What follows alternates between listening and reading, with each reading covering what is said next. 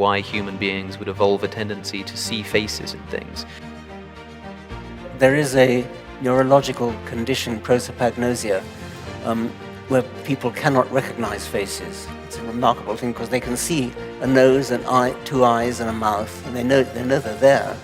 A chap can't recognize his own wife. And if you could snap your fingers and tomorrow everybody in the United States became an atheist, would you do it?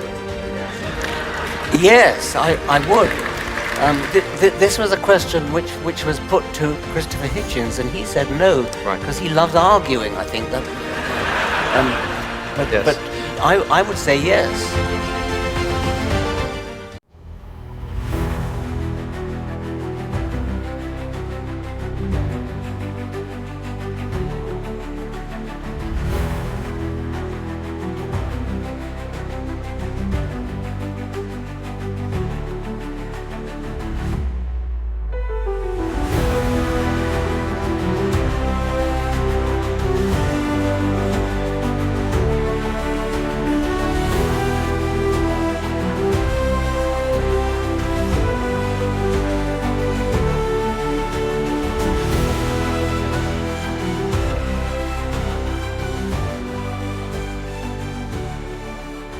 Thanks, Robin. Cheers.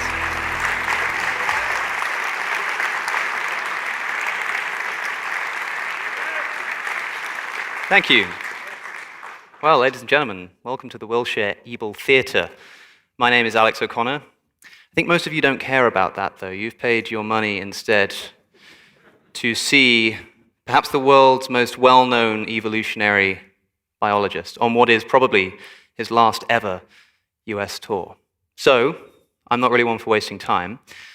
Please help me in welcoming, especially if this man's work has done something for you, whether it be the selfish gene, the God delusion, through to now, the genetic book of the dead, for what is the last time in this, the City of Angels, the world's most famous materialist, Professor Richard Dawkins.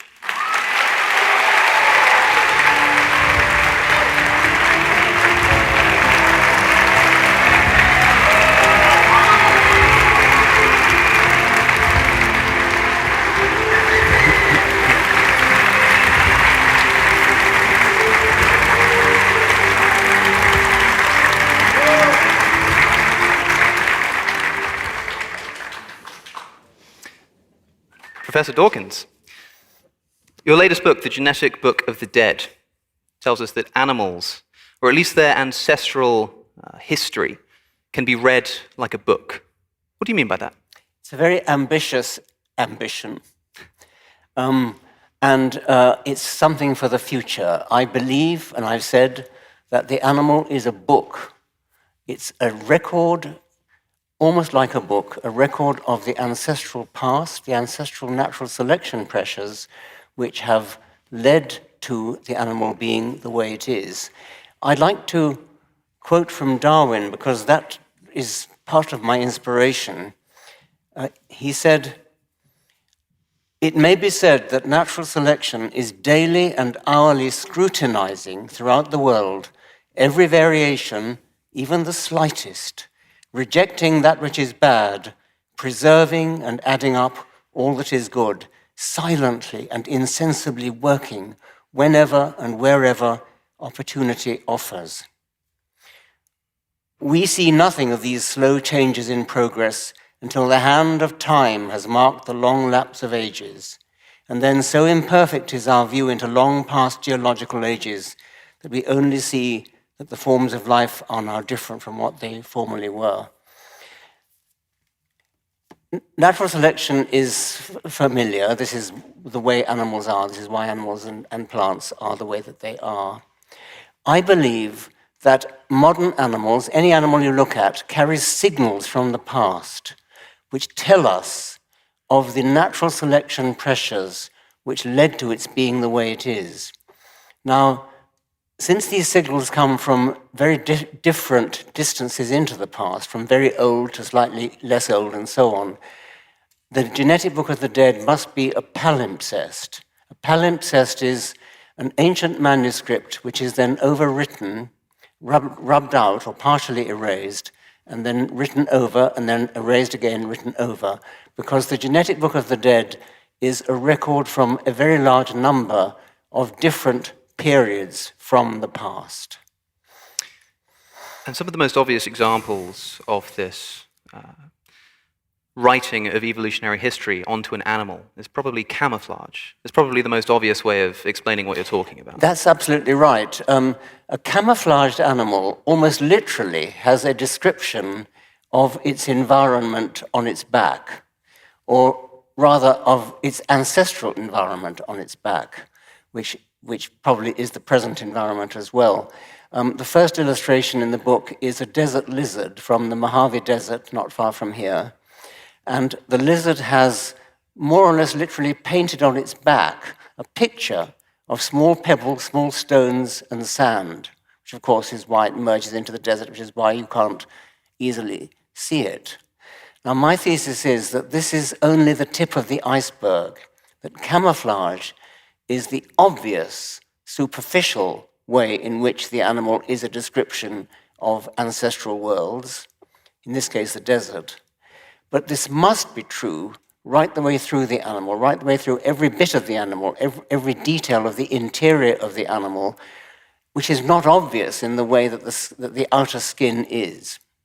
Those non-obvious examples are of interest to me because something really clicks when you consider that looking at one of these animals with camouflage, you can basically know what its location would have looked like were it living thousands of years ago. But as you say, that's quite an obvious example. How do we read this book, to use your analogy, when it comes to less visual things, things like genes, things like other kind of more minute qualities of an animal? Yes, this is really an exercise for the future. I'm projecting into the future when a zoologist of the future will be able to do that. And whereas today we're pretty much limited to the external appearance of the animal, that's the tip of the iceberg. I'm trying to provoke biologists to think about the interior of the animal in the same sort of way. And there are chapters on convergent evolution, on divergent evolution. There are various chapters which I'm kind of feeling my way towards getting into the genetic book of the dead, but this really is a matter of an appeal to future scientists. Is there anything currently in human beings that we can observe that gives us an indication of the ancestral environment that they evolved in? What are some examples of things that we can observe in humans today? Well, I suppose the fact that we have back pain, which is an indication that we used to... Some of us, anyway. Many of us have back pain. Actually, I actually don't. I'm rather fortunate in this respect, but I know many people who do. And this is almost certainly because we were never made to walk, we were never meant to walk on our hind legs. We've only been walking on our hind legs for the last probably 4 million years or so. And so we are quadrupeds and our backbone is now protesting at being thrust into the upright position. So this is a signal from the past. Yes. A painful one. I do sometimes have back pain for what it's worth. It can feel like we've been walking for 4 million years sometimes. There are some interesting examples of what you might call evolutionary blunders of this kind. I think my favorite is the laryngeal nerve. Yes. I suppose the backbone is one, but there are some much more spectacular examples than that. You mentioned the laryngeal nerve. This is a nerve, it's one of the cranial nerves. It's a branch of the 10th cranial nerve, the vagus, which starts in the brain, and it goes, the end organ is the larynx. But it doesn't go straight to the larynx, it goes down into the chest, loops its way around a big artery in the chest, and then goes straight back up again to the larynx. Now, I've assisted in the dissection of this nerve in a giraffe, and it's a very substantial detour. And would have been even bigger in a sauropod dinosaur, and with possibly adverse effects. Now, this is manifestly bad design. Any designer would have been sacked if they had wired up the nerve in this way. It's a historical accident. It comes from the fact that in our fish ancestors, many millions of years ago, the nerve went directly to, it wasn't the larynx, the fish don't have a larynx, it went directly to one of the gill arches. And in those days, the most direct route was south of that aorta. And then when the neck started to lengthen, when mammals, when land vertebrates started to elongate the neck, then the nerve, the detour, each slight increase in the detour, the marginal cost of each slight increase in the detour was so small that it wasn't worth, so to speak, it wasn't worth jumping it over that artery. The embryological cost, the cost of changing the embryology so that the nerve took a completely different route was greater than the marginal cost of each tiny little increment in the detour. Putting it another way, any individual... Hello? I didn't hear that. Did you hear that? See me after class, whoever that was. Yes. I'm sorry, I didn't quite catch that. It was probably a very profound observation, but I didn't get it. The marginal cost of each slight increase was very small, so that an individual that radically changed its embryology to jump the nerve over the artery would have suffered, would have probably died, compared to a rival individual which just increased the detour by a millimeter. This is also why Richard Dawkins is banned from the local zoo. I'm interested in some of the more mysterious paintings on these animals. As far as I'm aware, we're not quite sure why zebras have black and white stripes in the way that they do. That's right, and that's a very interesting question. I mean, on the face of it, they look very conspicuous, but actually, if you actually see them out on the plains of Africa, they don't look conspicuous. There are various theories for what that's all about, including bewildering insects that don't know what to do, where to bite. But I'm not sure that I believe that.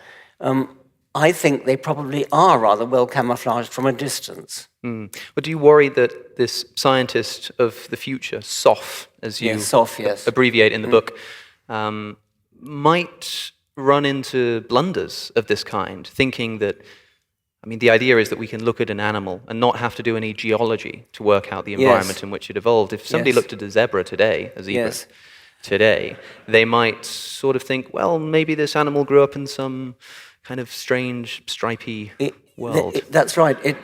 There's a serious danger of being sort of too clever by half and jumping to conclusions and not testing the ideas. Sometimes it's rather difficult to test them. And that is going to be a problem which SOF, the scientist of the future, will have to face, not to be too glib in jumping to a plausible conclusion. Are there any other examples of these mysterious animal qualities that we don't really know why they are the way they are? Probably, yes. I imagine the audience might suggest some. None come to mind. Yes. Do you have any ideas? Oh, well, I don't know how any of this works. Yes. I have no idea. I mean, it's not that difficult to say I'm completely baffled by why the animal has this particular quality, and it's tempting to say, oh, well, maybe God did it, a sort of thing, but I think a better response is, well, we don't know, and we need to work on it, and it probably might make a good PhD study. Yeah, and things like that laryngeal nerve, sort of simultaneously good evidence of evolution and natural selection, and also evidence counting against proactive design. Yes, even really in the process. When it's manifestly bad design like that, and another probable example is the vertebrate retina being back to front. The camera eye is obviously a very good design. The idea of having a dark chamber with a lens at the front and a real image being projected upside down onto a field of light-sensitive cells, the retina. Mollusks have a camera eye, and cephalopod mollusks, octopuses and squids, have a rather advanced camera eye, comparable to our own. And in their case, the light-sensitive cells, the nerves from those cells come off them backwards to the brain, as they should, as any good designer would have wired them up. Ours don't do that. Vertebrate retinas have the wires that lead from the light-sensitive cells coming from the front, getting in the way of the light, and the nerves go all over the retina, and then they dive through the retina in the so-called blind spot into the optic nerve. Once again, obvious bad design. The great German physiologist Helmholtz said that if he'd been presented with the vertebrate eye by an engineer, he would have sent it back. Yeah, it's interesting. A lot of people say that evolution by natural selection is consistent with something like intelligent design. It's just that this is the method that God chose to create these animals. But here you're undermining not just the end result, which is undeniably impressive, but the very method by which it came about. Yes. Well, God would not have produced such bad design as the laryngeal nerve. The other thing about that is that you can't help feeling that if this is the way God did it, why did he choose a way that made him unnecessary? Maybe it's just that Christian humility, who knows? Yes, I do sometimes ask God, I don't often pray, but sometimes I do ask him about that back pain every now and again. I'm interested in this, you mentioned convergent evolution. I know that recently you looked into a phenomenon called Carcinization, I think is how you pronounce it. It's been described as L.A. Borradaile, the biologist, as, quote, the many attempts of nature to evolve a crab. It seems that in at least a great deal of cases, crabs keep cropping up as if there's something in the world which is pointing to crabs as the pinnacle of at least some forms of evolution. Yes, this is a nice one. This is not in the book, by the way. The crustaceans are built like a train with trucks going all the way from front to back, segments, and each segment has pretty similar design, but it varies. In some primitive crustaceans, all the segments are the same except the front end and the back end. In something like a lobster or a crayfish, they're all different, but you can see that they're all basically the same kind of design. And they either have claws, or they have legs, or they have swimmerets in the abdomen. Crabs do a rather weird thing. They more or less dispense with the abdomen altogether, and they curl it up, and it's very small, and they curl it up underneath the main carapace. So they have truncated, they've shortened the basic design of a crustacean. And it looks as though this has happened many times, maybe half a dozen separate times. Crustaceans have converged upon the crab way of doing things. It's not that unusual. I mean, convergent evolution is fascinating, and there's a whole chapter on convergent evolution, and crabs is just one rather nice example. Yeah, I think that the many attempts of nature to evolve a crab might have been putting it a bit dramatically. I've seen people quite scared that human beings are sort of inevitably going to evolve into crabs one day, but I think we can put that to bed. That's putting it too strongly. You've got to start off as a crustacean if you want to become a crab. Indeed. I've just remembered that in H.G. Wells's Time Machine, the time traveler goes forward in time eventually, a long way forward, and the only creature he sees is giant crabs. So maybe there's something in this. Are there any other interesting examples of convergent evolution? That is, animals independently seeming to converge on particular qualities? Yes. Well, one nice one is pill bugs, wood lice, which are very familiar. If you see a wood lice, the chances are it's not a wood louse, it could very well be a millipede, because there are millipedes which have converged upon the wood louse way of life, and they look exactly the same as wood lice. You can only tell the difference I can only tell the difference if I turn them over, and then they have too many legs. But otherwise, they look exactly like wood lice, and they curl up into a ball just like pill bugs do. But But I think the most spectacular examples, perhaps, are the Australian marsupial mammals. When the great southern continent of Gondwana broke up, and Africa and South America and Antarctica and Australia all went their separate ways, Australia was dealt a hand of marsupials. The only mammals there were marsupials. And so marsupials then diverged to produce a whole range of different types, carnivores and herbivores, large ones, small ones, digging ones, climbing ones, etc. And these parallel the same kinds of creatures that we have in the old world. So in Australia, there are marsupial dogs, or there were until they went extinct, thylacines, marsupial rabbits, marsupial moles, marsupial mice, etc. So any kind of trade, any kind of way of life you can think of in a mammal, you go to Australia and you find the same thing, but independently evolved, independently converging upon the what we're familiar with. So a marsupial mole looks like a mole, it has the same way of life as a mole, it has digging, because it crawls through the sand in the same sort of way as a mole does. The mole way of life, by the way, has converged at least 4 times, not just in Australia and Europe and Eurasia. In Africa, there are so-called golden moles, which again are entirely independently converged upon the mole way of life. Something you address in the book is a question that might actually also be helpful for the evolution skeptics that we've just learned are prominent in America, which is this question of, I mean, we can apply it specifically to something like camouflage. There are animals, for example, the owl butterfly, which seems to have these great big eyes that it can reveal on its back to scare off predators. It's extraordinary. Again, there are pictures in the book, I think, and you can look it up online. It's incredible to see these realistic eyes on the back of an animal, on the back of a butterfly. And a lot of people want to ask, how does this evolve? In the sense that to see an eye, it's quite a complex image. It has to have sort of a center and an outer, and it seems like if you just had like a small black circle, it wouldn't really do the trick of scaring away a predator who thinks it's an eye.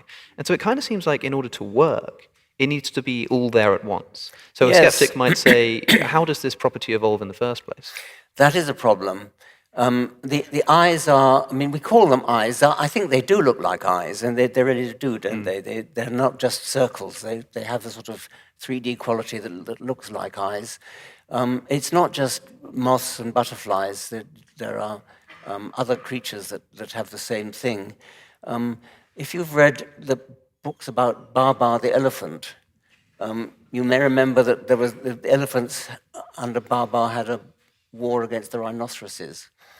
And Babar won the war by getting a whole lot of elephants to stand with their backsides facing the rhinoceroses. He painted great big eyes on their backsides. It's called the Babar effect. It's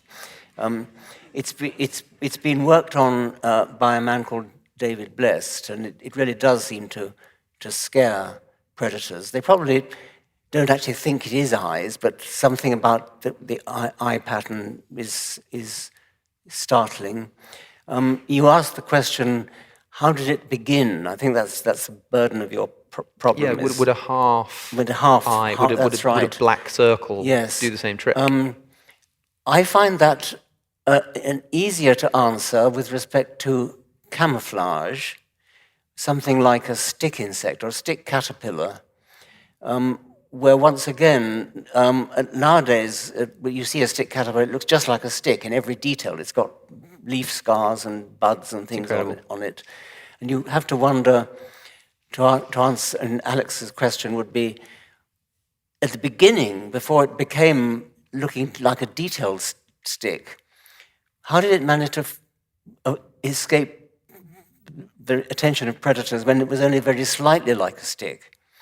And I think the answer probably is that, and this doesn't apply so well to the eye spots actually, the answer probably is that seeing conditions are not always very good. And so if a predator were to catch sight of, or you'll just sort of see this incipient stick out of the corner of its eye, or in a poor light, or from a distance, that would be enough to overlook it, because it would look sufficiently like a stick to be overlooked. And then the final perfecting stages of the evolution, when you get the detailed resemblance to a stick, that would have been put together by full frontal vision in a good light close up. I can't quite do that for the eye spots. It doesn't quite work for the eye spots because we're talking about overlooking something rather than, in the case of the eye spots, we're talking about being scared by a sudden appearance. By the way, I think that I've put two very scary pictures in the book. I can't decide which is the more scary, involving eyes. One is an octopus. Octopuses can change their color instantaneously. They're unique in this. Octopus and squids and cuttlefish can change their appearance instantaneously. And so they can put on any pattern they like. And putting on eye spots is something they suddenly do. That's very scary. And then on the same page, we have a vulture, which has a false head with false eyes. So it looks as though there is something about eyes, and I can't really easily put together the answer to your question about the original incipient.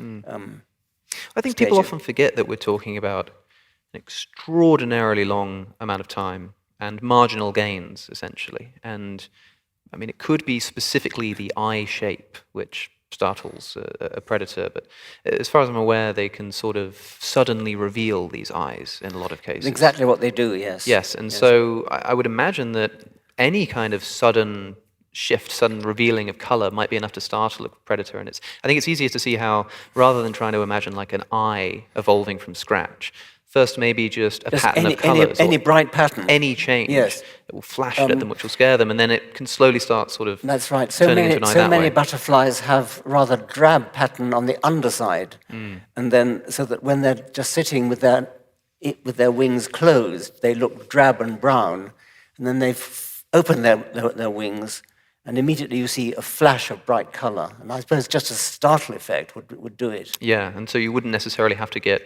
from nothing to an eye. You could get from a sort of pattern of any sorts. A bright pattern, yes. Seems easier to imagine that maybe morphing into an eye. But I'm interested, since we're all about evidence here, when it comes to mysteries like this, well, how exactly does the eye shape evolve on the back of a butterfly? How do we go about trying to find an answer to this? I mean, it seems like maybe somebody could come up with an interesting idea that sounds like it makes sense, and we say, oh, that probably works. But is there any sort of test that we can, in principle, run on these kinds of questions? I suppose you can look comparatively at some species which have rather less convincing eyes than others, and some of them will just have as you say, a color pattern with what you could perhaps discern as an eye. It is a fact, I think, that the vertebrate brain, certainly the human brain, likes to see eyes whenever it possibly can. And do you know the illusion of the hollow face illusion? It's the most striking illusion I know. Do you know this one? You have a hollow mask, just an ordinary mask. It could be of some celebrated or infamous politician. Or both.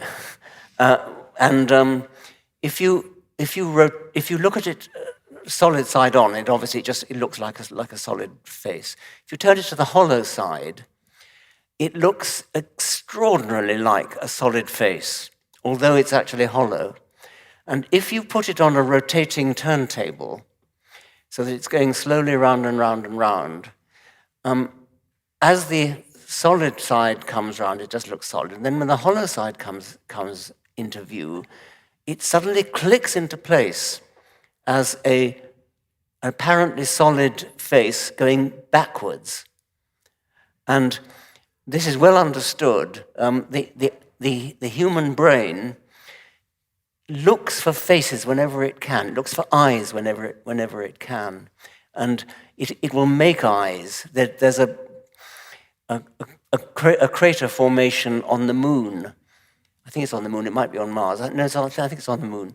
Oh, the face of Mars. Mars, I think. Mars. Yeah. That's right. Okay, which looks like a face, and we tend to see faces even when they're not there. And so maybe it's exploiting that. Like other animals might have a similar thing Exactly. when it comes to Yes. predators. Yeah. We would expect other vertebrates to have the same illusion. Yeah, I mean, it seems intuitively easy to imagine why human beings would evolve a tendency to see faces in things. But specifically, do we have a good idea of exactly why this quality of human beings evolved? Well, I could make a guess. It's something to do with individual recognition. It is remarkable how no two of us look the same, or almost no two of us look the same, and identical twins do. But it is remarkable how much variation you can pack into a face. Yeah. There is a neurological condition, prosopagnosia, where people cannot recognize faces. It's a remarkable thing because they can see a nose, an eye, two eyes, and a mouth, and they know they're there. A chap can't recognize his own wife. I wonder if people with that condition also are less prone to sort of. I suppose they can't see faces in things in the way that other human beings do. Like if you see two drains and a line underneath it, yes, immediately see a I would face. expect so. I suppose that quality isn't there at all for that kind of person. It's interesting. Human beings now evolve in a very strange circumstance. I mean, one day we might be able to read this genetic book of the dead for human beings and get an idea of how we evolved. But it seems like now we live in a scenario of unnatural selection. We're not all just sort of facing the elements and allowing the weak to die and the strong to thrive. In many ways, society has flipped this on its head, and now we make proactive efforts to protect those who are more vulnerable to the elements. How do you suspect that this will change not only the evolutionary trajectory of human beings, but also the ability of future evolutionary historians to look at human beings and take a guess at their ancestry? It's quite clear that we are feather-bedded in a big way from natural selection pressures.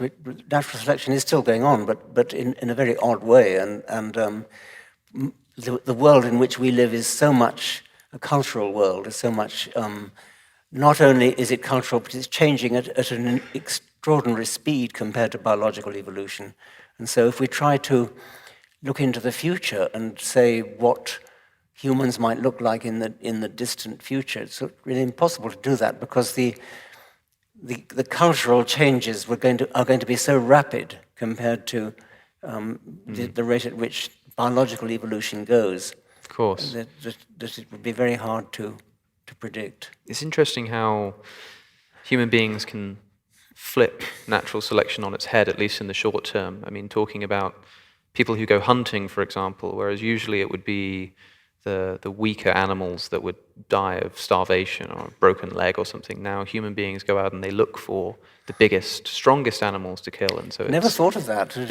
Trophy hunters. Yes. And so there are many instances like that. Like you could imagine, for example, these incredible owl butterflies. Human beings evolve and they find them quite beautiful, and maybe they start hunting them and putting them in cases, and so you end up with an evolutionary pressure, if it goes on for long enough, to get rid of the eyes, because now you've got a bunch of people who want them. This has been happening with elephants in Africa quite rapidly, because trophy hunters go for, and ivory hunters, of course, go for the big tuskers. So it looks as though tusks are shrinking for that reason. It's an interesting point. And same thing can happen in fish populations with smaller fish slipping through the nets, and so there are less big fish, and you have this very strange way in which we're dealing with, I suppose you could call it unnatural selection, or even sometimes reverse natural selection. But presumably, I mean, you said it's happening rapidly in elephants. What does rapidly mean in an evolutionary context? Well, over about a century, I think. The records from, I believe it's Uganda, looking at records of tuskers, and they're getting smaller. Which is amazing to me, thinking about the length of time that's necessary for evolution on a grand scale. I'm surprised to hear it, in other words, that it's so quickly. Especially since elephants are very slow reproducing. Yes, yeah. Are there any other examples of sort of fast natural selection that we can see in action, not necessarily this reverse unnatural selection I'm talking about, but just before our very eyes? Yes. Well, before our very eyes is a bit of a tall order. There are the mosquitoes in the London Underground is one example. Yeah. But a more biologically interesting one, I suppose, is the cichlid fish of Lake Victoria. All three of the great African lakes, Victoria, Tanganyika, and Malawi, have very large populations of cichlid fish, which appear to have evolved from one or two founder populations. In the case of Lake Victoria, we know that the lake is only about 100,000 years old, which is tiny by geological standards. And yet Lake Victoria has about 450 species of cichlid fish, which appear to have evolved during that period of 100,000 years. So that's about as fast as I know of a sort of major evolutionary change. Yes, and those mosquitoes on the London Underground, of course, spending enough time there, have just evolved to stop talking to each other and get very impatient on escalators.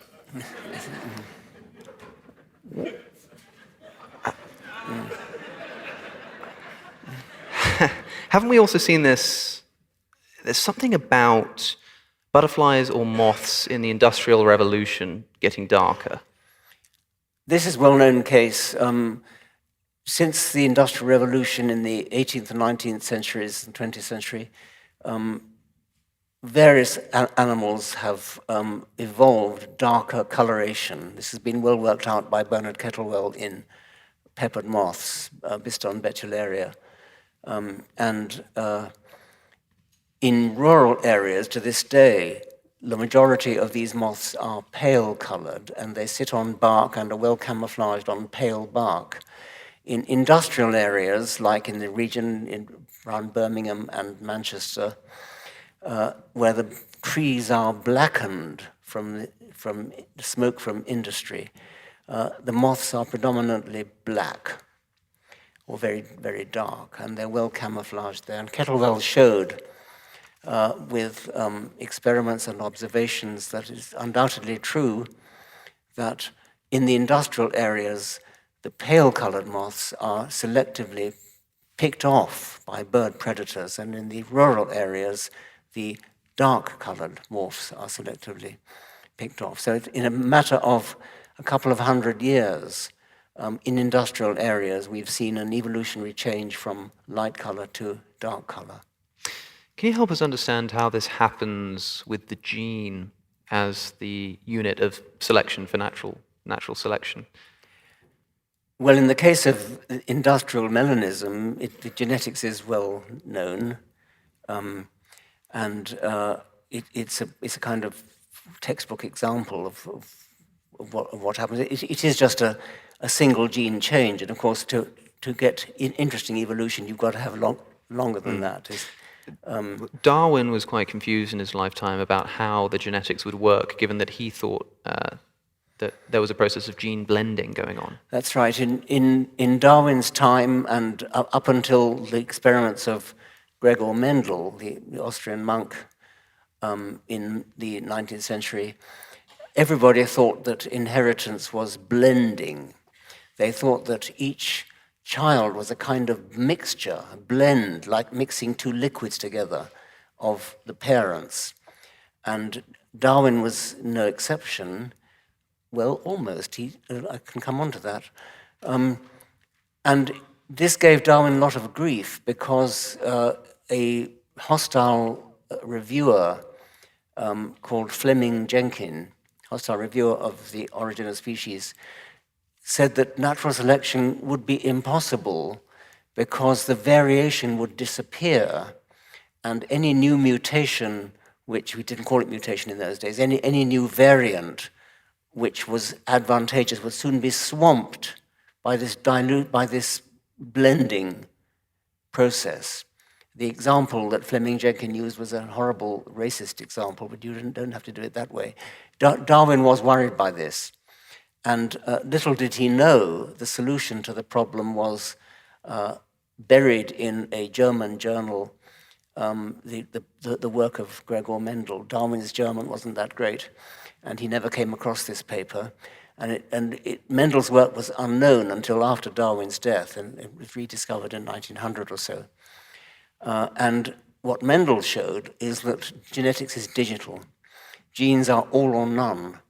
You either get a particular gene from your parent or you do not. You either pass it on to your child or you do not. They don't blend. They go intact from grandparent to parent to child to grandchild and so on. You either get a particular gene or you don't. They never mix. They never blend. Tantalizingly, Darwin was almost onto this. There's a letter from Darwin to Wallace, who was his co-discoverer of natural selection, in which Darwin describes experiments he did on peas, which is interesting because Mendel also worked on peas. And Darwin said in his letter to Wallace that he had crossed two varieties. I forget what they were, say white and purple. I can't remember what the colors were. And he got either white or purple, either one color or the other, but not a blend. So Darwin was onto that in the particular case of these peas. And then he said something very revealing. He said, I do not consider this any more remarkable than the fact that when you cross, he didn't put it quite this way, when you cross a male and a female, you get male or female offspring. You don't get some intermediate. So in a way, what Mendel did, and what Darwin kind of almost did, was to spot that just as sex is not blending, when you cross a male and a female, you don't get a hermaphrodite. You get either a son or a daughter. If only he'd generalized that to genetics generally, when you cross anything with anything, you don't get a blend, you get one or the other. Then he would have been able to see through the Fleming-Jenkin problem. By the way, one of the reasons why it kind of looks blending sometimes is so-called polygenes, where you have lots of different small genes with small effects, which have a summation effect. They're all digital, they're all particulate in themselves, but because there are lots of them, it looks as though they are blending. So, for example, something like skin color, which looks skin like color it really is a very good example, blend. where if you cross black and white, you tend to get an intermediate, and that's because you've got a whole lot of separate polygenes, which in themselves are particulate, and having a summated effect. You've got a helpful analogy for this, the difference between sort of taking some colored paint and mixing it together versus using sort of Well, that's right. beads. If you take red and blue paint and mix them together, you get purple. And if you then mix purple with purple, you don't reconstruct red and blue. But in genetics, that's just what you do. It's more like having a bunch of tiny little Beads. beads Yes. of different colors. And Yes, if you that's what it is, and that's what Mendelian genetics is often expressed as. In the post-Watson and Crick era, we know that genetics is digital right down to its very detail. I mean, every gene is digital, but that was not known to Mendel, of course. It's a little bit like how computer screens work in their color. There's no yellow in a lot of computer screens, I think. And they sort of That's have to right. We've make just it up got with a lot these of- three different colors. I think it's red, blue, and green, and little pixels, red, blue, and green, and you make any color you like by differentially amplifying these three different colors. Yeah, they're not blending them together. They're Yes. just sort of Yeah. almost tricking the eye in a way. Who is this book aimed at? I mean, it's got a lot of dense evolutionary biology, but at the same time, it's Yes. fascinating for someone like me who has not. It's studied it aimed to at the understand. same audience as the selfish gene. It's aimed at both lay people and professional biologists. John Maynard Smith, when he was reviewing the selfish gene and the extended phenotype, he made an observation which I was very pleased about. He said this book is rather unusual in that it's aimed at both professional biologists and at lay people. And the same is true of the genetic book of the dead. And tell me about you describe it as sort of like the sting of the book, this idea of genes as a gigantic colony of symbiotic viruses. I'm a little bit embarrassed about this. The selfish gene had a sting in the tail, which was the last chapter, which was about memes. And this one has a sting in the tail as well, which is the proposal that we should regard all our own genes as equivalent to a gigantic colony of cooperating viruses. And this is not quite as radical as it sounds. It does not mean that a whole lot of separate viruses came together and formed a sort of cooperative like that. What it does mean is the following. I think the important distinction between parasites and, well, the important way to classify parasites is those whose hope for the future, if I can be pardoned for using that phrase, hope for the future is to get into the next host via the gametes, via the eggs or sperms of the present host. That's longitudinal transmission of parasite to the next host. That's longitudinal. Or horizontal transmission, which is like being sneezed out or coughed out or spewed out into the water supply in the form of diarrhea and then imbibed. So these are horizontal parasites which aspire to get into the next generation via some means other than the gametes of the present host. So we have longitudinal versus horizontal transmission of parasites. Now, if you think about the ambitions of a longitudinal parasite, they will be identical to the ambitions of the genes of the present host, because they want the present host to be a successful reproducer. They want the present host to produce children containing these parasitic viruses or bacteria, let's say. So any influence that these longitudinal bacteria or viruses can have on the present host will be identical to the influence that the host's own genes have. They will want the present host to be a good survivor, to be sexually attractive in order to have offspring, to be a good parent, to be good at building nests. Everything that the own genes, the animal's own genes, aspire to will be the same as what the longitudinal parasites aspire to. And therefore, you can distinguish those own genes which are rebels. There are some that are actual rebels. There are some of our own genes which aspire to cheat the system. Segregation distorters, they're sometimes called. There are, as you know, normally in meiosis, when you make sperms, any gene has a 50% chance, any one of your diploid genotype has a 50% chance of getting into each sperm. That's a 50% lottery, it's fair. But there are segregation distorters. There are genes whose phenotypic effect is to bias the production of sperms so that they are more likely than 50% to get into a sperm. So they are cheating the system. They have a great selective advantage, but it's to the disadvantage of the organism. So these are examples of own genes which cheat the system. And then we have viruses and bacteria which are horizontally transmitted, which are sneezed out. And they don't care if the present host survives. They may, for all they care, it can die so long as they get passed on. So I'm making this distinction between longitudinal and horizontal transmission. The classic example of a longitudinal transmitted bacteria is mitochondria. These are, we now know that they are originally bacteria, but they are now vital to our survival.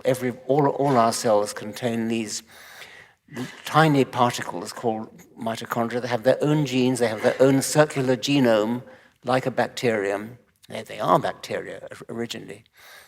And they pass through the egg, they pass down the female line via the egg, so that they, insofar as they have any effect, their genes have any effect on the host, it will be in the same direction as the host's own genes. So this leads me to this sort of slightly fanciful sting-in-the-tail conclusion that we can regard our own genes as cooperating with each other to produce the body only because they have the same interest at heart, only because they have the same exit route from the present, let's call it host, the present individual, into the next generation. So they are a cooperative of would-be independent agents, and the only reason they're not independent, the only reason they work together in a collaborative way, which they do, is that they have the same route into the future. And therefore, we can think of them as equivalent to a gigantic colony of viruses. You call this it's a helpful way of thinking about it. You call it the sting in the tail. Do you think this is controversial? Do you think it's upsetting?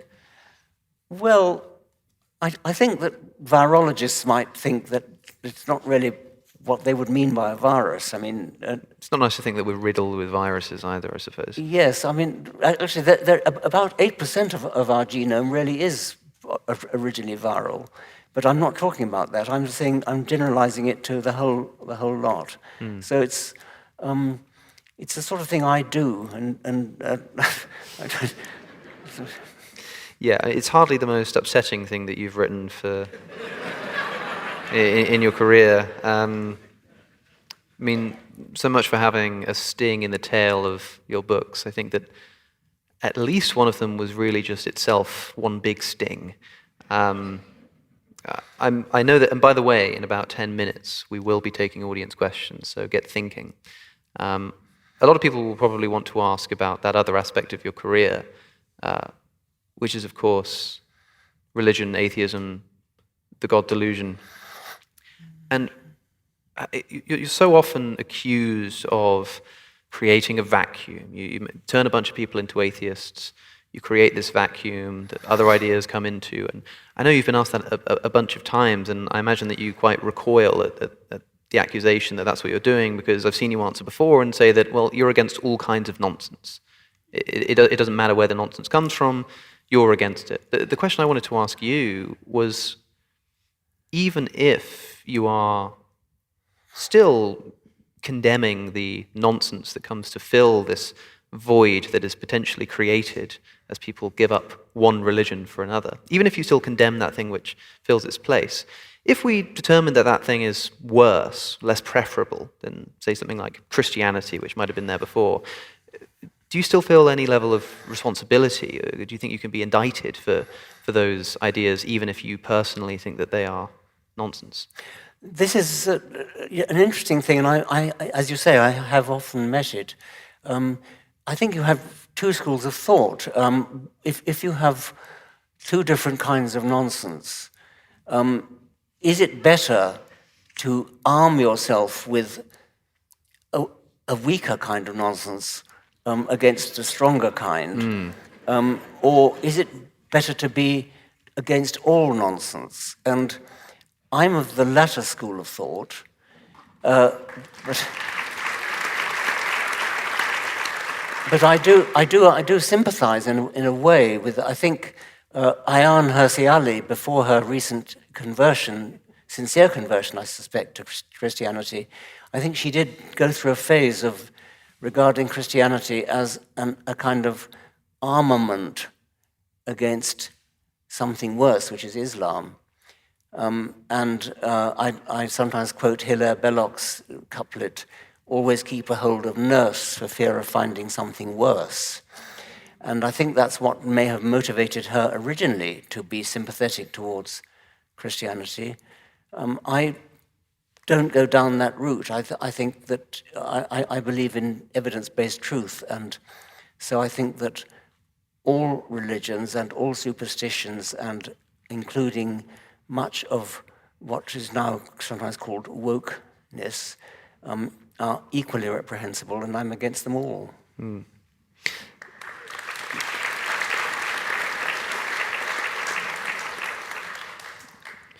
I'm not sure if it's easy to quantify which you are more suspicious of or more worried about in society, but I mean, it's easy enough to be against these ideas, but to be clear, I mean, if you could snap your fingers and tomorrow everybody in the United States became an atheist, would you do it?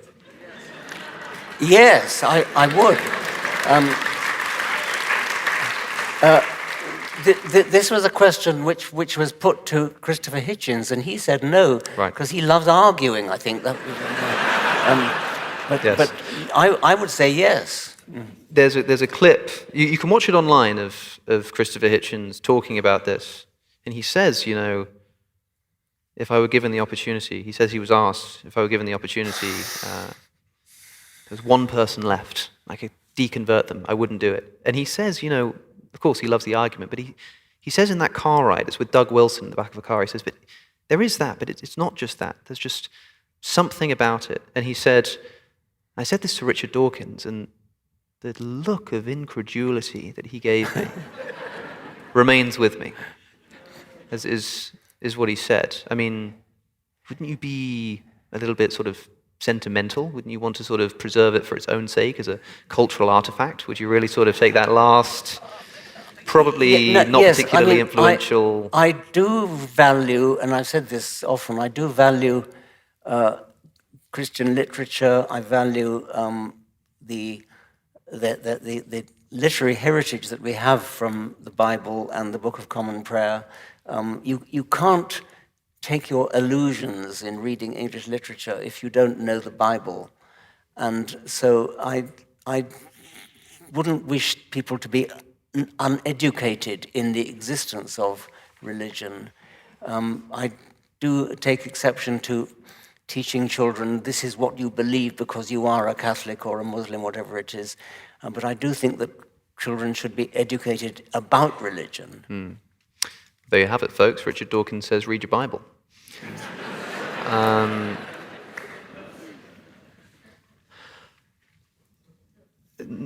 When, just after Christopher Hitchens died, an author called Larry Taunton wrote a book called The Faith of Christopher Hitchens, in which, I haven't read it, he claims that near the end of Christopher Hitchens' life, he maybe started to flirt with religio-spirituality in a way that might surprise some of his followers. It was a controversial volume. A lot of people came out and condemned it. I wonder perhaps what your thoughts are on that, but also, are you concerned that people might try to do something like that with you? I have read it. I think it's a disgraceful book. It takes advantage of he took advantage of a long car journey he had with Christopher Hitchens, and I think Christopher was probably being polite and talking seriously to him about his religion, and I don't. People do the same thing with Darwin. You probably read there was a woman called Lady Hope who called on Darwin when he was very old and dying. Well, we'll say very old, younger than I am, but anyway. And she described how Darwin opened the Bible and there was a beautiful sort of sunlight on his hand. He said, look how wonderful it was. It's all lies. It was debunked by Darwin's son, Francis. There is a risk that religious apologists are so eager to get deathbed conversions that you have to watch it. I hereby, well, actually, Christopher said, I think himself said, that if anybody claims that I had a deathbed conversion, you can be absolutely sure that I wasn't in my right mind when it's happened.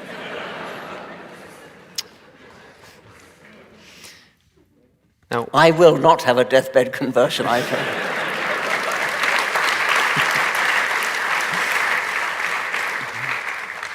we're approaching the question and answer period, ladies and gentlemen. There is going to be a microphone which will be placed just about here, and we're going to have people queuing along the front and up the side of the theatre, and we'll try to get to as many as we can.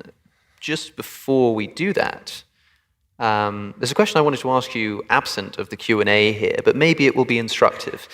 What is, across your illustrious career, your least favourite question that you're most commonly asked?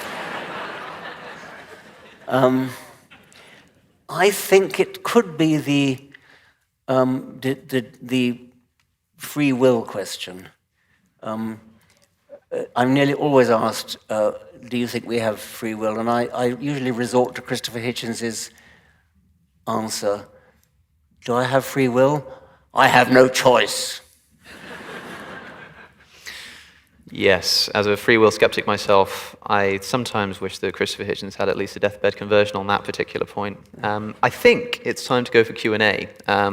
We're going to do about 30 minutes, and we're going to have you queuing up here. So my uncle was wondering, I recently read an article about research which shows that Florida carpenter ants perform amputations on injured ants, and also that they do it only in case of thigh injuries and not lower leg injuries, as lower leg injuries have a very short window for successful amputation and the survival rate is not great.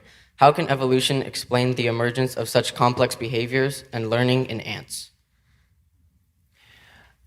I don't think there's a particular problem with that, is there? I don't understand that ants cut off their legs, did you say?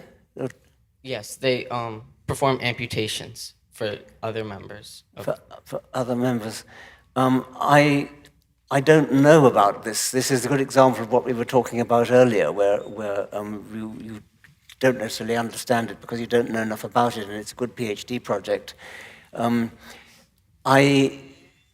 But the use of the word amputation already is loaded. It suggests that it was done for surgical reasons, to benefit the ant whose legs were cut off. For all I know, they were eating them. I mean, I just don't know. I don't know enough about it. I think ants do remarkable things as social insects for the good of the colony, more strictly for the good of the genes of the queen. And I would need to know a lot more to know why they're doing it, what benefit it has to the colony. So I can't answer your question. Which is a good thing in a scientist, by the way. Thank you.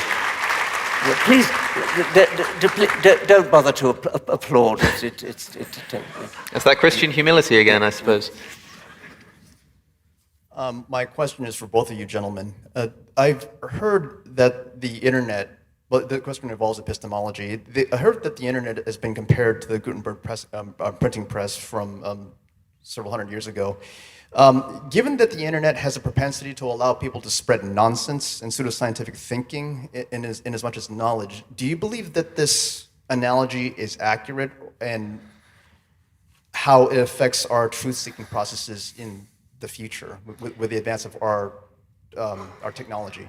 Well, the analogy with the printing press is a good one, and when you say the fact that the internet can spread nonsense as well as sense, the same is true of the printing press, of course. The printing press has always spread nonsense as well as sense. So yes, I think it's a very good analogy, and as for what we can do about it, that's rather more difficult. I think one of the things that my foundation and the Centre for Inquiry tries to do is to spread critical thinking, thinking based upon evidence, and to try to instruct people in skeptical, critical thinking. But it's a hard uphill struggle.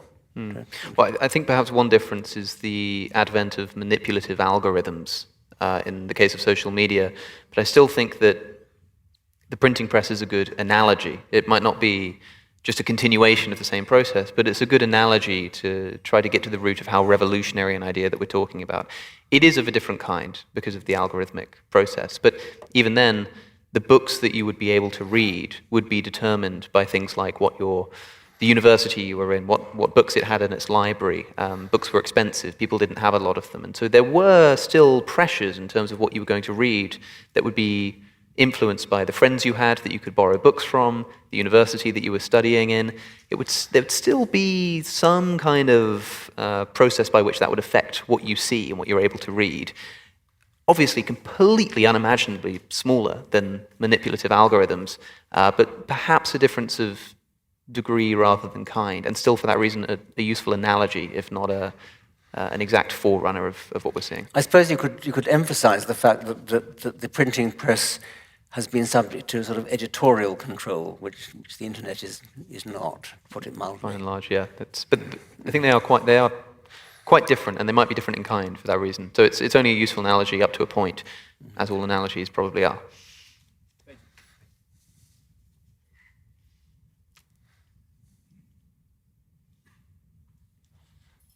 Hey, Richard.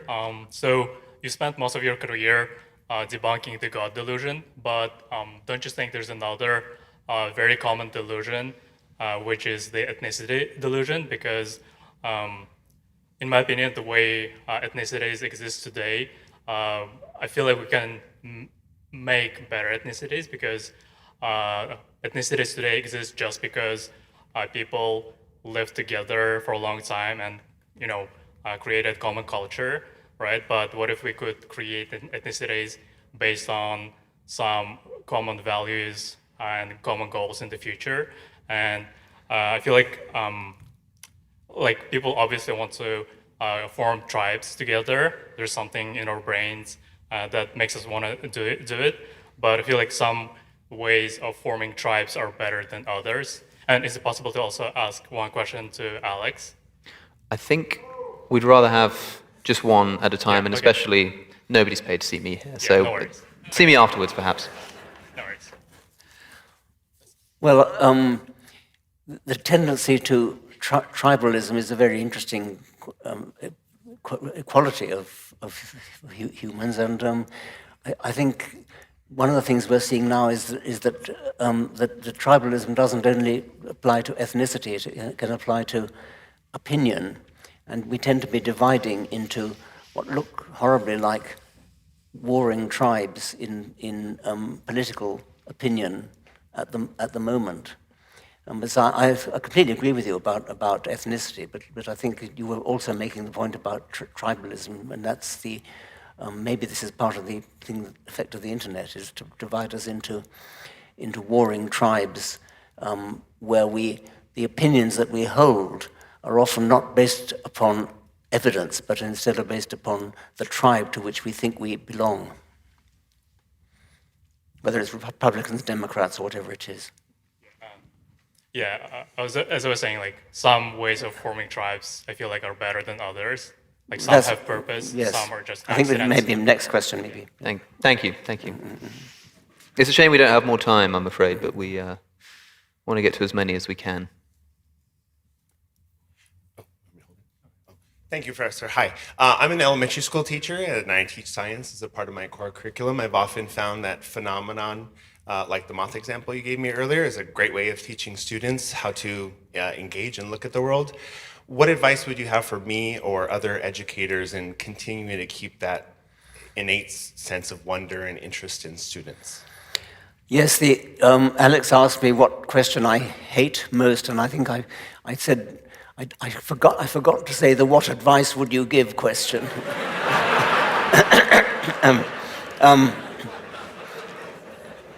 As though I was some kind of guru. I don't know. I mean, you're a science teacher. I applaud you as a science teacher. It sounds as though you're going about the right way. Just be honest and don't stand for nonsense. Do you have a problem with children of creationist parents? Yeah, I work in a very religious community. I often get pushback on, oh, you're teaching my child anti this, that, or the other. And is your career, would your career be endangered if you teach something that the parents object to? No, there's strong job protections for me as a teacher, so that's nice, but...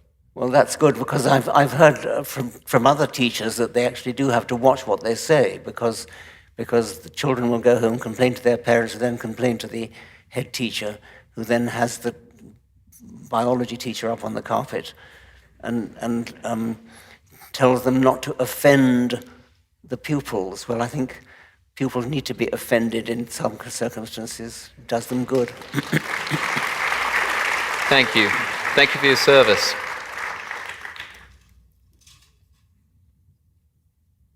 Good evening, Richard. I'm an atheist, just like you. So it did confuse me when you referred to Christianity as fundamentally decent.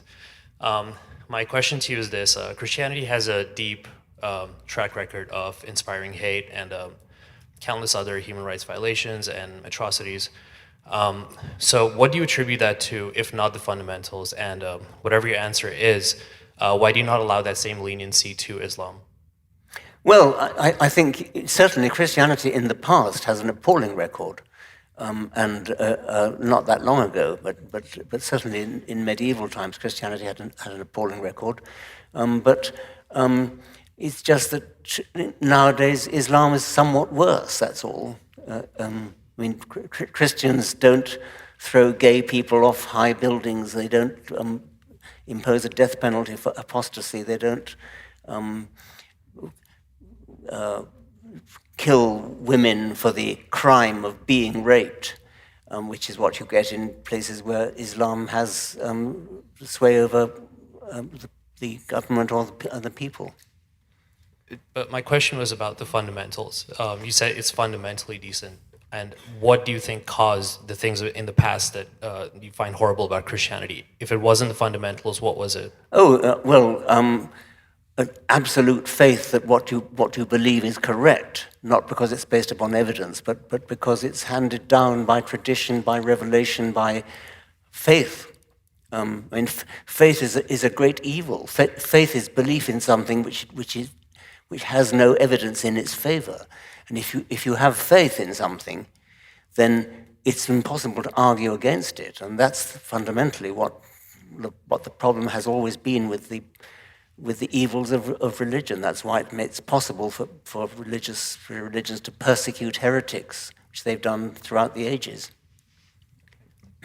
Would you say that Christianity is a fundamentally decent religion? Only by comparison with Islam.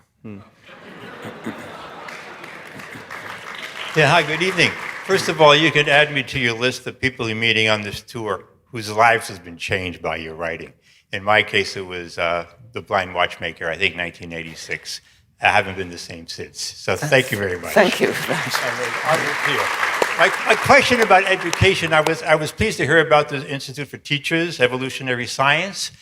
What about religion, in the sense that I was brought up Catholic, elementary school, high school, until I realized that everybody else had different religions and they all believed theirs was the true one, and then it just all sort of puffed away. Now my children and grandchildren know nothing about religion because they've been to just public schools.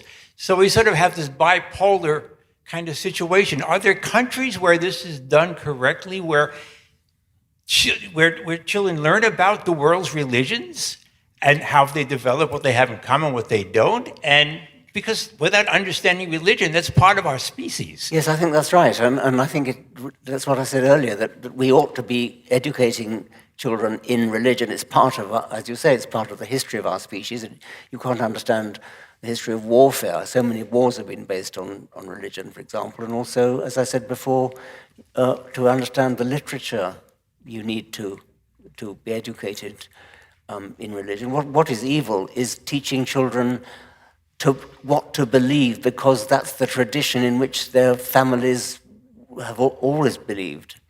And anywhere in the world in sort of a reasonable way that you know of? I don't know. It wouldn't surprise me, but I'm not an expert in such things. I don't know. Okay, thank you. Thank you, sir.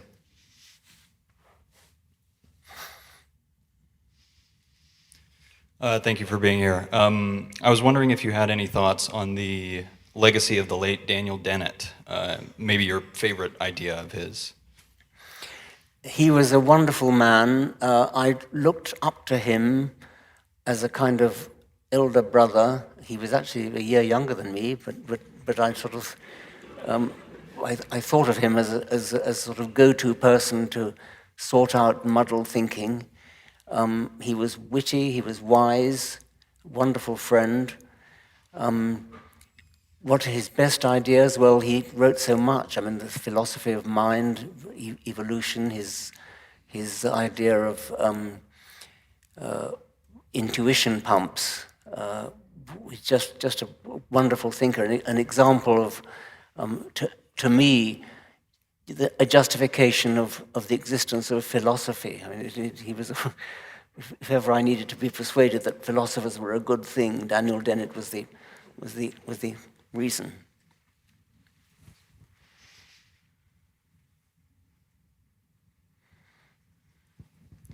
You hear a lot these days about life having meaning and life having purpose, and I don't think it needs to be the case, and I wondered just what your opinion was on life having to have meaning or purpose, people have a purpose.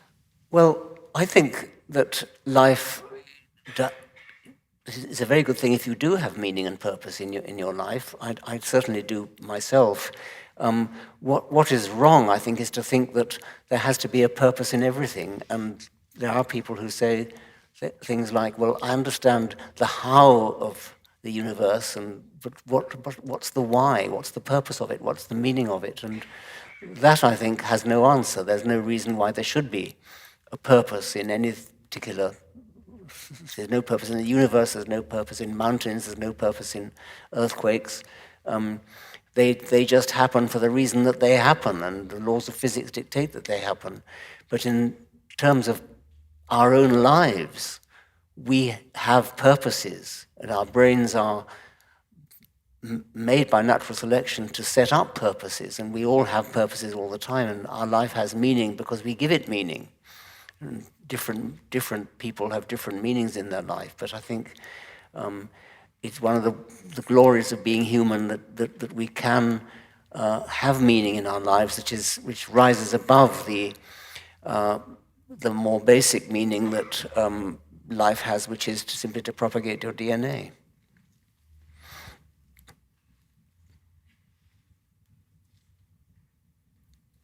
Hi, I grew up in the Czech Republic. I moved here 2 years ago, and I've watched you since middle school, and I never thought I'd get the chance to see you live, so I just want to say thank you for doing this tour. My question is, in recent years, we've seen a rise in cosmetic procedures, many of which haven't been observed in terms of long-term effects. As an evolutionary biologist, what are your thoughts on how the prevalence of these procedures might influence human development and evolution? I missed the key word. Procedures, what was the key word before? Cosmetic procedures. Cosmetic. Cosmetic? Cosmetic procedures. Like what? Like, like BBLs, for example. Like what? Things like Botox. Like Botox. Like Botox. Oh, Botox. Yeah. I don't think I have any views on it. What did you apply this to evolution in some way? Yeah, I mean, people are going under the knife, changing the way that they look. I think it is relevant to evolution, or can be, which is why I'm asking you the question, because, well, I mean... Yes, it's not strictly relevant, because, of course, it's a non-genetic procedure, and so it's I suppose it's just an extreme generalization of wearing clothes and having hairstyles and things like that, in the sense that it's actually surgical. But I don't think an evolutionist has any particular insights about it. And if you're asking me for an opinion about it, I think I'll shrink from that. Thank you. Sorry about that. Thank you.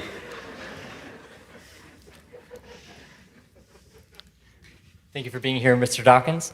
The thesis of your book is that we can look at a species today and infer the circumstances of its ancestors. And my question is whether this principle or approach can be applied to memes, particularly the meme of belief in God.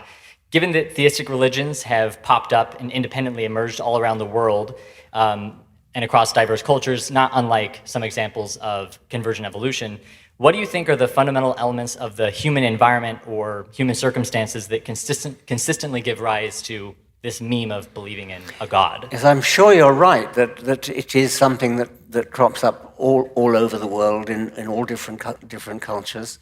I don't think it's that surprising. It's probably partly arises from a natural curiosity that people have to why they exist, why the world exists, what it's all about. I mean, it's a virtue to have this curiosity, and before science was able to answer such questions, people tended to gravitate towards animism, towards seeing motivation in everything. So instead of just accepting that earthquakes and tornadoes and floods and fires, forest fires and things were products of the laws of physics, they tended to see agency in them.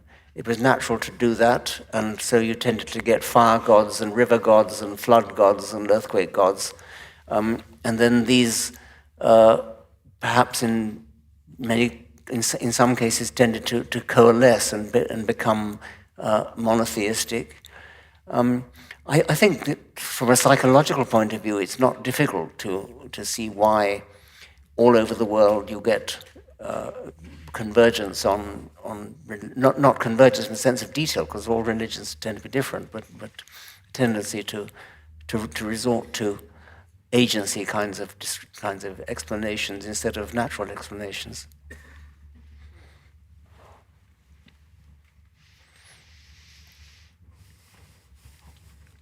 I'm a huge fan of both of you. Mr. Dawkins, I know you've spoken about time as a physical quality of space, and Alex, I know you've spoken to Dr. Craig about the kalam, and he uses the term sans time. How do you go about explaining to people this concept that there is no before time? I think you just had this out with Piers Morgan, didn't you? This question of what came before the Big Bang.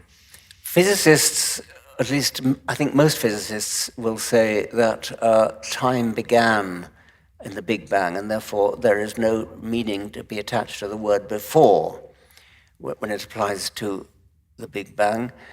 I am not a physicist, and there are probably some good physicists in this audience, and I wouldn't presume to attempt to explain why it is that physicists say this, but I think it's one of those things where we have to say our common sense is not necessarily going to give rise to, going to do it. And it's very clear if you read a book about relativity or quantum theory that common sense just is out of it. I mean, you can't use common sense.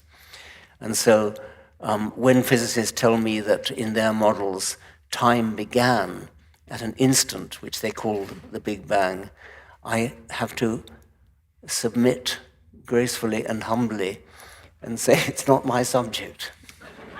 It's the helpful analogy of the North Pole thing, right? So like if you ask wherever you are on Earth, you can keep going more and more north, but if you got to the North Pole and asked what's north of that, you've misunderstood either the concept of north or the concept of the North Pole, and perhaps asking what came before the Big Bang is similar. And so using Dr. Craig's term of sans time is probably more appropriate there. But it's worth pointing out as well that this is a problem for the theist as well. When Professor Dawkins argued with Piers Morgan about this, well, how can you're an atheist, you have to think that, you have to answer what came before the Big Bang. That doesn't make sense.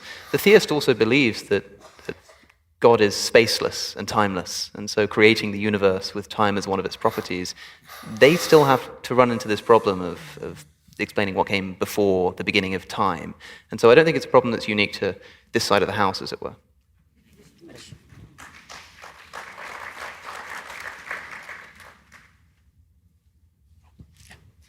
Thank you for being here, Professor Dawkins and Mr. O'Connor. My cousin and I were here together. We're both evolutionary theists, but we've always appreciated your candor and really enjoyed listening to what you both have to say. My question is, we just came from Francis Ford Coppola's very strange new movie, Megalopolis, and one of the premises of that movie is that human friendliness and cooperation is foremost among the driving forces behind human flourishing as a species, and I wonder what your opinion is on that. It may be true. I haven't seen the film concerned. I think it's probably true that human friendliness is a major factor. It's not obviously very Darwinian, and I think we might have to invoke a little bit of departure from strict Darwinism to explain the extremes of human friendliness, things like giving to charity, donating blood, that sort of thing, which I think a strict Darwinian, a naive Darwinian would have a hard time explaining things like that. And I think that it comes under the heading of the emergent properties of the human species, which have taken us above and beyond our Darwinian heritage. We're placed in the world by Darwinian natural selection, but our brains have gone further.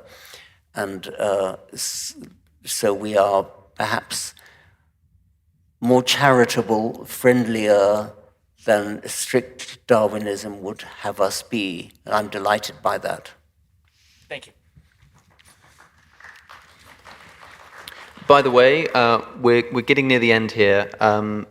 I wanted to say before the Q&A finishes that if you have a VIP meet and greet ticket, then when the event ends, stay in your seats. Everybody else will leave. Stay in your seats, and you will be told what to do shortly afterwards. If you haven't already picked up your copy of the Genetic Book of the Dead, go and do that at that point, and then return to your seats. And for those who are not VIP meet and greet ticket holders, the Genetic Book of the Dead will also be for sale at the merch stand.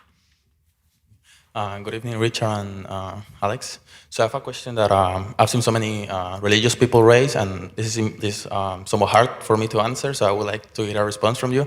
And they point out how scientists, we also have like a set of assumptions or axioms that we cannot prove, and we just take them for granted in order for the science just based on pure faith.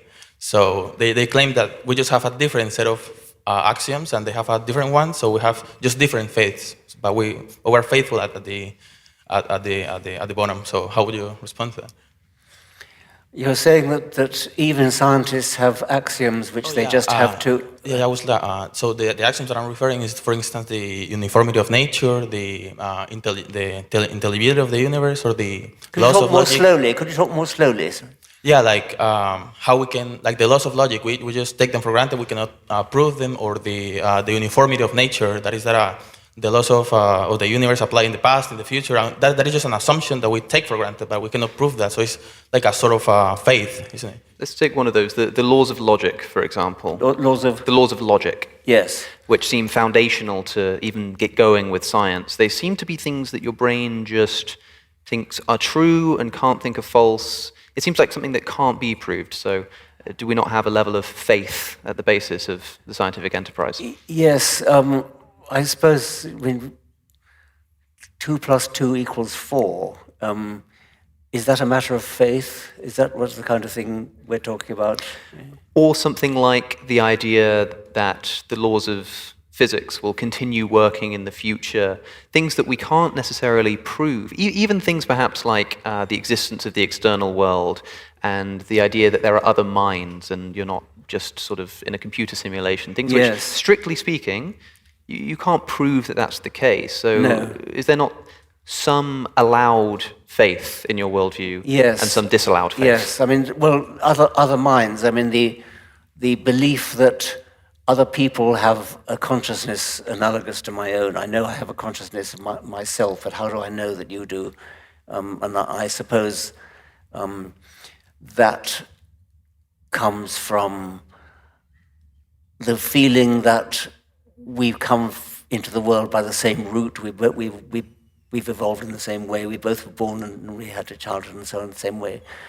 So solipsism, it can't be disproved, but solipsism, the belief that I'm the only person who exists and all the rest of you are figments of my imagination. Bertrand Russell once got a letter from a woman who said, "Dear Lord Russell, I'm so pleased to hear you're a solipsist. There are so few of us around these days."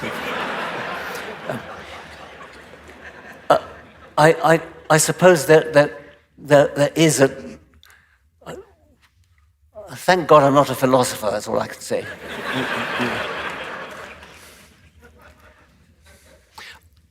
I think we've probably got time for just this last one. I'm so sorry everyone else who's queuing up. I suppose this always has to happen at some point, but we're just out of time, I'm afraid. Sorry. Dear Richard Dawkins, thank you for all the work that you've done. Some people living with schizophrenia, like myself, can experience gods speaking to them that seem more real than just simple hallucinations. Do you think psychotic experiences such as these have played a role in shaping religion or constructing religious narratives? This is a question for Alex, I think. I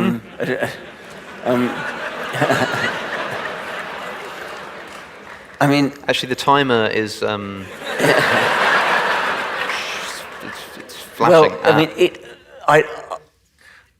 it has been said that certain religious visionaries, like St. Paul, like Muhammad, may have been schizophrenic or may have had some psychological condition like that. It wouldn't surprise me. Also, I suspect that certain hallucinogenic drug states might lead to religious experiences.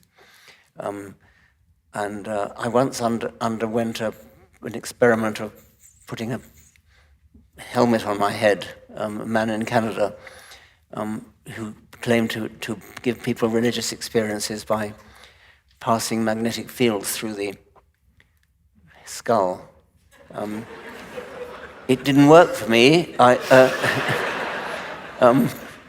was flown there by the BBC who wanted to see if I had a religious conversion, and it was a control experiment, not a very good control experiment. They had a vicar there, and he underwent the same experience, and he vigorously denied that it had any effect on him. I'm not quite sure why. I thought he'd enjoyed it, but anyway, it had no effect on me. I was just a poor subject. I've never tried a hallucinogenic drug. Maybe one day I will. Thank you.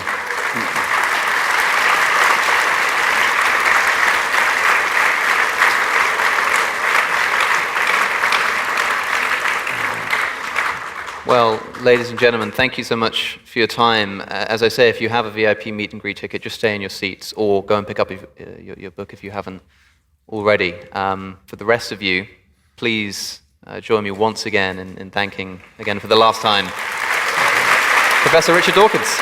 Thank you. Thank you. Thank you. That's great. Thanks so much.